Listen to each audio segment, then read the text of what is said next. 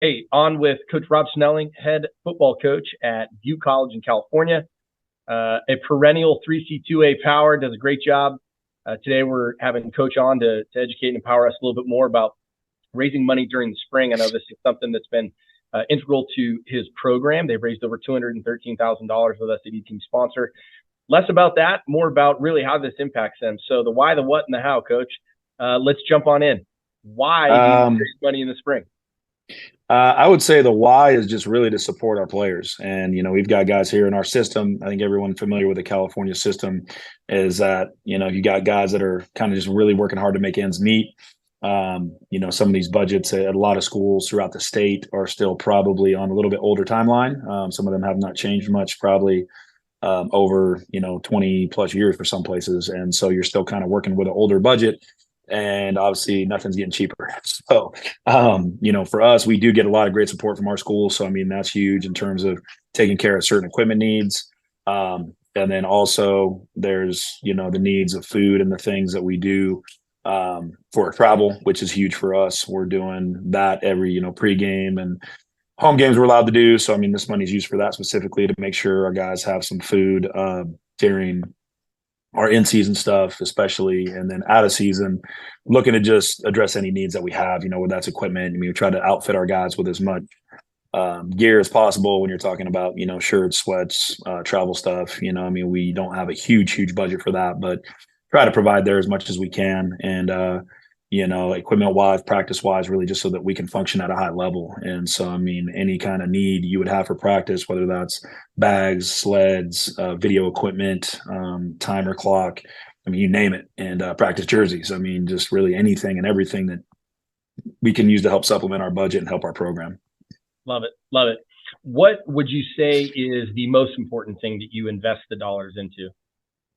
For me, I mean, I'm a food guy, so I mean, my AD teases me all the time because I'm pretty much like, if we're gonna do any event, like, hey, is there gonna be food? What are we doing, or how are we feeding people? Like, what's going on? And so, again, for a lot of our guys, a lot of us were college students. We know, stretching every dollar, trying to make everything count, and paying the rent, paying tuition, and to getting to and from gas prices, all those things. And so, go back to just, I mean, like our food budget is not good for the day. For like, if I was to take you and feed you for 3 meals and you play for me, I have $20 to feed you for the day for 3 meals. So I don't know very many places in California that you're going to feed people for $6.66, I think would be the average there. Yeah. Breakdown, but per meal. So it's just tough. And so I mean, for me, I always want to make sure our guys are taken care of there. And so I'm willing to spend kind of whatever we need to there, while we're on the road, especially. And it's kind of tough during the week. Everybody's doing what they got to do and working and all that. But I mean, when we have them traveling and doing those things, I want to make sure our guys are taken care of. Got it. Got it. Last question. How has the money you raise in the spring specifically, because you guys are raising money in the spring and then also the fall, but how has the money you raised in the spring, how has that either impacted the program in a positive way over the years, or maybe even say, hey, how has it helped transform your football program? Well, I mean, again, it's small things but big things. And so, we talked about the food already. Obviously people like their gear and their swag, and so, I mean, I probably should have worn my 1998 t-shirt and shorts we had when I was here. It probably don't fit me very well anymore, but, a little bit different quality of product that we provide now. And we also have a lot of people that just support our program in other ways. And so, trying to help out with that. That's another thing we do with some of the people on campus that really go above and beyond for us. I mean, some of our people that support the program also through other donations. It's not necessarily E-Team all the time, but might be another donation to help with travel or help with equipment. So those are people that we try to take care of. So this allows us to do some of that. I mean, again, we all deal with. I mean, I'm no exception to any other school. We kind of have a fixed cost budget that we're working with.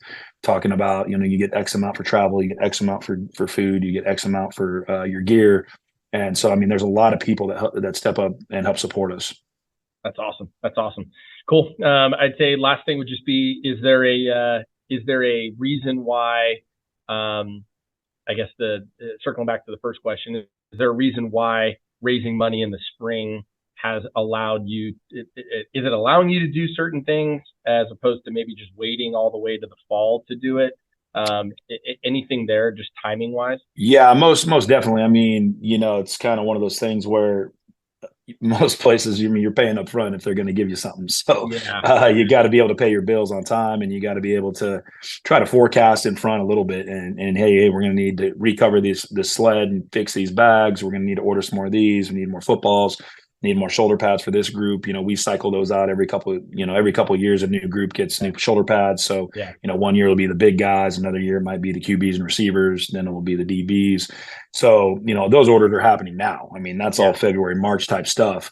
And so being able to project what we are working with, how many can we get, helmets, thankfully I get a lot of support from our school on that, from my AD specifically. So that's a huge help for us.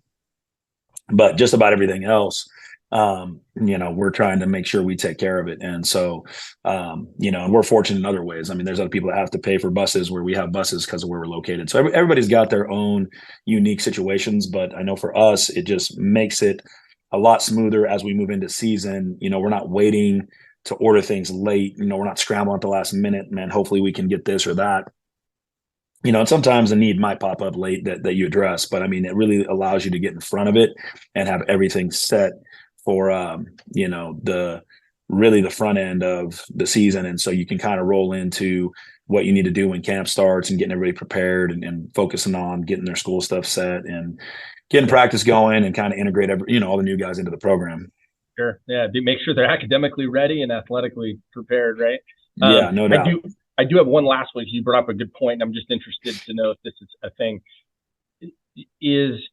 Does raising money in the spring also, does it create, I don't know, a different dialogue with your AD with regards to budget planning for the next fiscal year? Like, does it play a part? Again, whether it's positive or negative, I don't know. I just wondering, does it play a part in this conversation? Yeah, I wouldn't say as much. I mean, that's always something we discuss, and they are always going to try to help us wherever they can. And again, I mean, our hugest expense is always helmets, because helmets have a 10-year shelf life. And so whether they look good or look to be in good condition every 10 years, I mean, you're losing a wave of them. And so, coming out of COVID, that was a huge issue for a lot of programs, trying to find helmets and the materials to make them. And I mean, people wearing different colored helmets at all different levels, just trying to make it work. And it was tough for us. And we had people calling us like, "Hey, can we get a helmet?" And I was like, we don't have enough helmets, at the time. And so, I mean, we were all scrambling. I mean, we couldn't go through even our typical vendors that we go through. We were really just having to search every avenue possible to go find some. And, I mean, that was, thank goodness that we had some spring fundraising one year, because I was told like in June, it was just, not a great job on our part, me specifically as the head of the program, but just, communicating where we were at on the 10-year cycle. And it was like, oh yeah, hey, we need it's like 15 or 20 helmets. I'm like, oh sweet, there's no helmets out there. So where are we going to go find 15 or 20? Yeah. So, I mean, I got online that day and found somewhere that had them, and we ordered them. And so, but again, I got some help with that. I mean, I think that was a shared cost through, our athletic department, because we do general fundraising through our local stuff as well. But, again, just being able to have the resources and being able to know, it feels a lot better to step into a staff meeting and say, hey, what are some things we need to function at a higher level? What are some things that's going to make practice go smoother and make us better? Get some different drills incorporated into what we're doing to help our guys progress. And instead of sitting there saying, oh, I don't think we can do that, we don't have the money to do it. I mean, that's really not a conversation anymore. Cool. That's awesome, man. How's spring ball going to look? I think good. I think the change, we did it during COVID because we had no season where they let us go pads. And then last spring of 23 was our first fully padded spring ball, 15 practices, and couldn't go full pads every day, but you had some full pad days in there. And then you also had, some scrimmage type days. And so I really just think it allows us to progress as a staff. It allows our players to progress. Those guys that red shirted or gray shirted really get a lot of reps and really get to learn a lot and get the physical reps in the spring that they don't get in the fall.